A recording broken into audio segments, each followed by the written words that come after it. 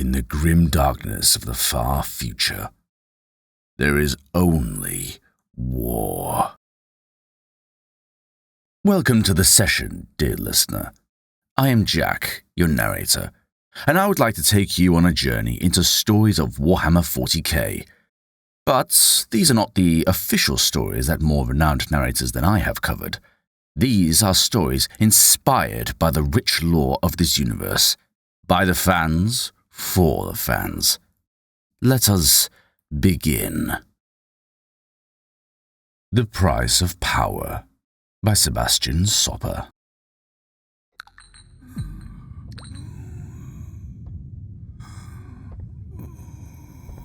Archon. It is a word that radiates power.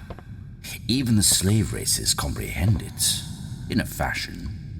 Not the intricacies of our tongue, of course, but they understand. With its sound comes the unshakable promise to enforce one's will upon reality. Upon them.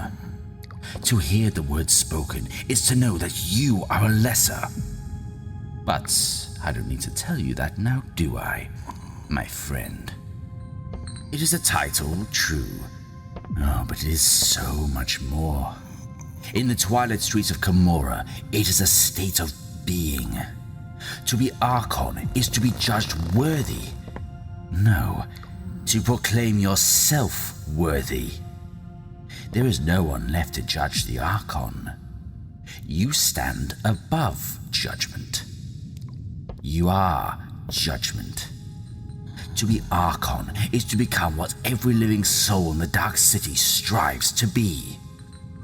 Oh, don't struggle, my dearest. I shan't bore you for long with my little tale.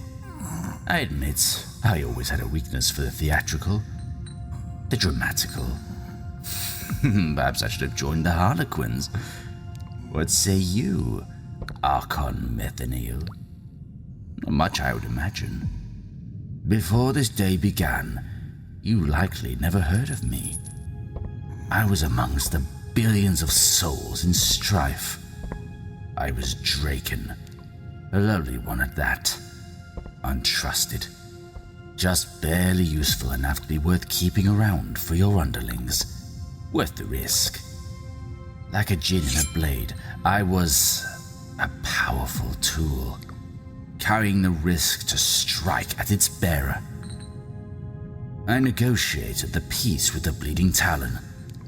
I was behind the sudden fall and surprisingly affordable acquisition of the great race pits in the arena of the Crimson Cadavers. I am a negotiator, a deal maker, a talker, one might say. But you probably caught up to that by now. And a deal I made, a pact. I bought the aid of the devils that dwell in Elenadrak. But you already know that, don't you? You would have still had your tongue if I didn't. And your eyes. I wish I could have been there to see your face when it happened. Struck down by your own shadow. I know. It's not the most imaginative as much as betrayals go. Don't look so disapproving. You are souring my mood, my Archon. My triumph. Envy does not become you. I know our kind prefers to carry the blade that does the deed, but you have to admit, my Archon, it is poetic of a sort. Oh, shh. Hush now. Don't struggle. There is only pain in it. It'll all be done soon.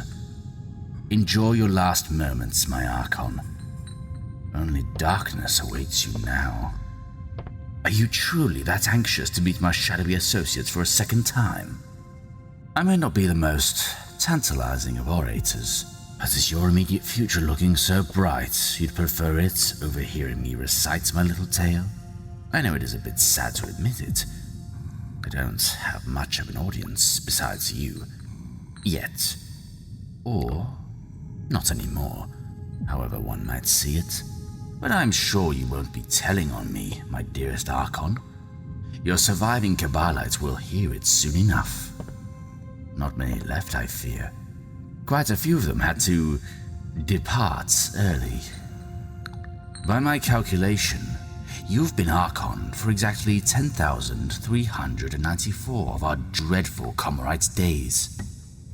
Nations died at your will. With a simple gesture, you could elevate a being to the highest heights of power, or condemn it to the darkest pits of hell. How poetic that Elendrak now awaits you. You were what we all wanted to be, and now you will leave us. You will become a cautionary tale. But it didn't need to end this way, did it? You were not born amongst our kind. You are of weakling stock, born into the warm embrace of a craft world. That alone makes you despicable. But you've proven yourself worthy of the Eladrithinias. You had what most of us who dwell in the Dark City would kill to get. And you gave it up for a chance to be more.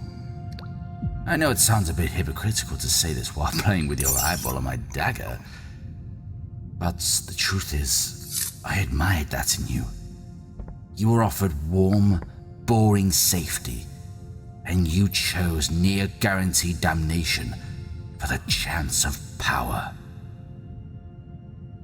Oh, don't look so surprised. One does not plan a betrayal such as this hastily. The mandrakes are more than killers. They know things, and they ask a terrible price. Oh, now I got your attention, I see. Well, let me say as much. You and your men were part of the bargain. It is not Slanesh you should be fearing. I have one thing left for you, my Archon. One last service I have of you before I let you go. A simple question. Oh, don't worry, my Archon. A simple nod or a shake of the head will do. As I now go to tread the path you once walked upon, I embrace the fact that I will inevitably await a fate not much unlike your own. For our kind, there is no other way. The Eladrithinias look damnation in the eye. Embrace it. We force ourselves upon reality and everything within it. It is our fate, our glory, our eternal truth. Yet, still, I cannot help wonder, my beloved Archon, as you now stand upon the precipice of hell. I think I know the answer, but tell me still. You paid the price of power. You are Archon still. Would you pay it again? Look back at your life and tell me, was it worth it?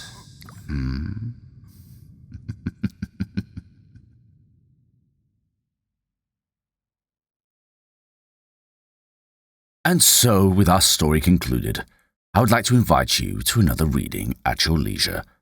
If you're a person that prefers the written medium, then I shall share the library in which these tales can be read in the description.